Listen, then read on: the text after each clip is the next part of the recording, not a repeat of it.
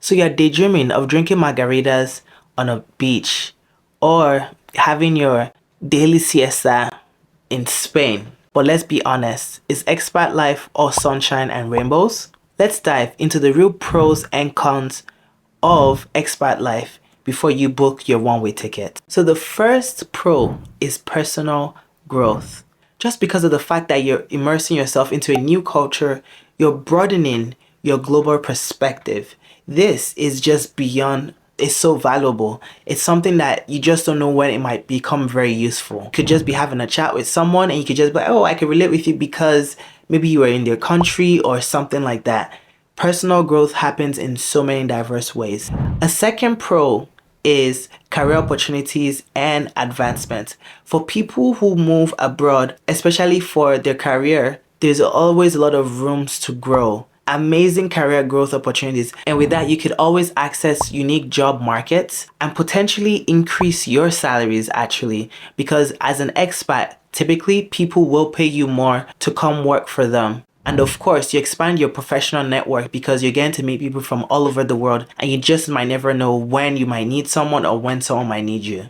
A third pro is the lifestyle advantages or the quality of life. So usually moving abroad, you probably will be having lower cost of living. For instance, in Canada, cost of living has skyrocketed. People can't even afford to live in Canada anymore. So I'm guessing if you're moving abroad, say you move to Mexico, the cost of living would be less than half of whatever you're probably paying. Say you're living somewhere like Toronto, cost of living would probably be half of all of that. Or you're moving from the States to Mexico or the States to somewhere in, say, in Southeast Asia, like in Indonesia or in Malaysia, your cost of living is going to be so affordable.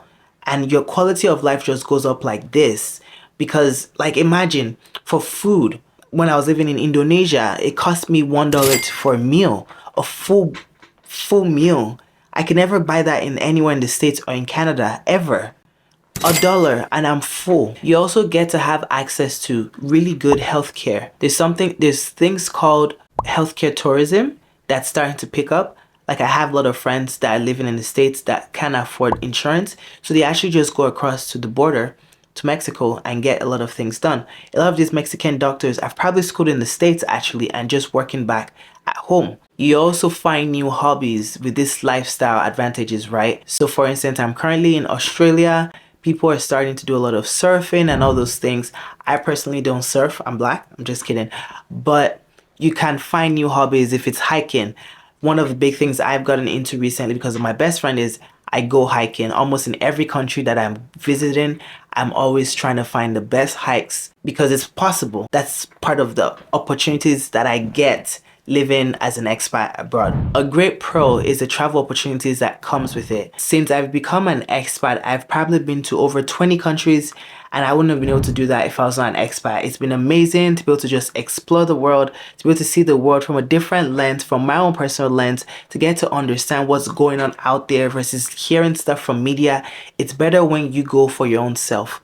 Of course, I know that this is a luxury for some people, but when done properly and done right, you also can do this. You don't have to have a lot of money to be able to travel and explore the world. It's not that expensive sometimes. If you find good deals, you can always travel for cheap and can still get to see the world at a very affordable rate. And a big last pro is that you start to build a network of global citizens. So for instance, if I'm probably traveling to any country, I probably know someone from there, or I've probably met someone from there, except maybe some of those unique European countries or Middle Eastern countries. I might have not met some people, but typically around other countries in main Europe, Western countries, or even South America, I probably would know someone because of the fact that I've been able to live abroad and be able to network with other people. And so you just build this whole community of global citizens. Now to the cons, the stuff that we don't really like to hear. First one is financial consideration. So you might actually have to deal with a lot of like financial issues, exchange rates, you're converting your money from wherever you're coming from to your new home, your new country, there's going to be a lot of exchange rate problems. Like for instance, if you're coming from the US to see Australia, then you're at an advantage because the American dollar is higher than the Australian dollars. But there's sometimes where it doesn't always work out. So maybe let's say you decide to move to Switzerland or somewhere in Europe.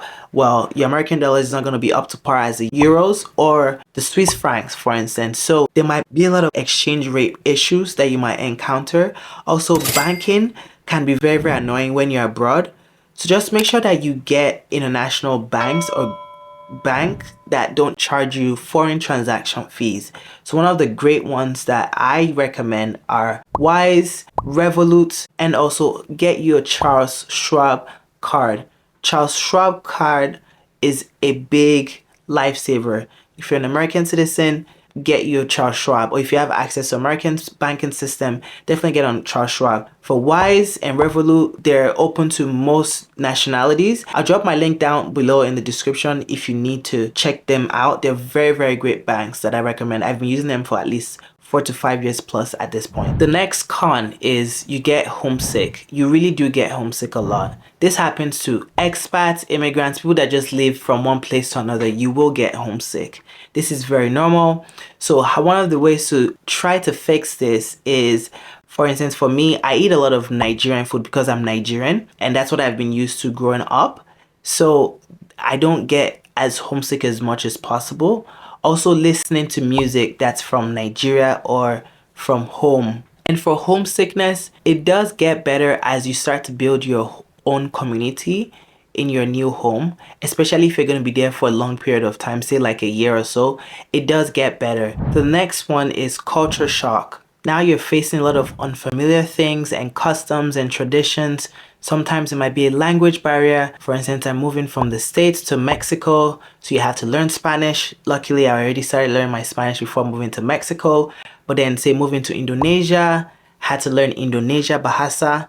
There's just so much things. Maybe, okay, yeah, you're coming to Australia, then you just had to learn Aussie. I'm just kidding. It's English. But if you get what I'm trying to say, there's a lot of changes. Like in Australia, one of the biggest culture shocks still is you're driving on the opposite side of the road, or people, they close shops really, really early. They're not open till late. So say by 6, 7, shops already closed. Like, what? These are different culture shocks that could become annoying at first, but then over time you get used to it. So there's always going to be different things that might piss you off or whatever. Just relax, stay calm. But these are just part of the life and traditions and customs of moving to another place. And the last one is bureaucracies and legalities. Depending on what country you move to, the visa situation might be very, very complicated or can be very, very easy. For instance, to go to Bali, a lot of people and digital nomads go to Bali. One of the things that you hear though is a lot of people are actually technically illegal because they go there on a tourist visa, 30 days, and then they're still working. Technically, you cannot do that. But Bali is working, or Indonesia is working on digital nomad visa supposedly. So that should hopefully be rolling out this year in 2024. There's countries that have digital nomad visas, there's countries that have retiree visas, there's countries that have different types of visas. So just look at your specific situation and what might apply best to you and see how you can utilize some of that.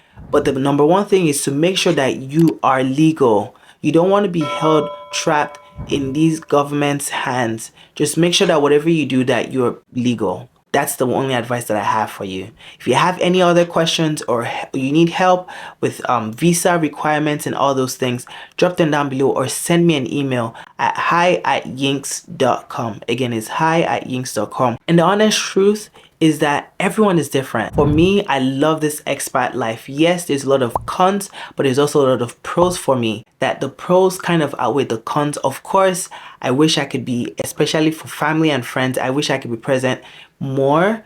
But, you know, with things such as FaceTimes and all these different WhatsApp video calls, it really helps a lot to make the distance shorter. And at least now more so, I'm doing my best to even trying to visit more often, so that way I could at least enjoy some family time and some friend time as well. But everyone's going to be different. So you just weigh out what's going to be the best option for you before setting off, right? So it's good that you're doing this research right now, you're knowing these things beforehand. And I hope this video has been able to explain in detail pros, cons of being an expat. Thank you very much for watching, and don't forget that you can make a difference in this world. Be a light. Till next time, guys. Peace out.